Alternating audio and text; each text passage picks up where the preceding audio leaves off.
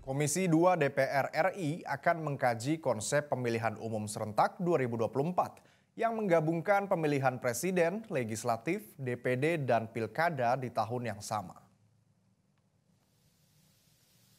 Wakil Ketua Komisi 2 DPR RI, Arya Bima menilai penyelenggaraan pemilu serentak 2024 memiliki banyak catatan. Arya menilai pemilu serentak terutama kontestasi pilkada terlalu dikaitkan dengan dinamika politik, pemilihan presiden, dan pemilihan legislatif.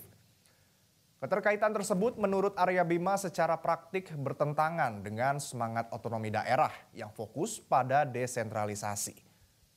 Memilih kepala daerah yang berkualitas dan paham masalah, bukan persekongkolan elit politik pusat nasional. Omnibus Law politik akan digodok Komisi 2, salah satunya mengaudit penyelenggaraan pemilu lewat Des Pilkada Kementerian Dalam Negeri. Nah sekarang tidak, sekarang karena kompilasi isu pilpres nyambung lagi dengan pilkada. Sehingga yang dulu kita harapkan terjadi desentralisasi otonomi daerah, sekarang menjadi sentralisasi pengaruh orang-orang pusat menentukan siapa yang harus jadi.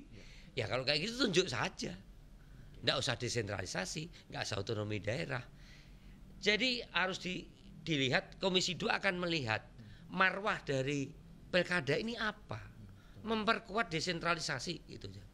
Saya kira itu. Jelajahi cara baru mendapatkan informasi. Download Metro TV Extend sekarang.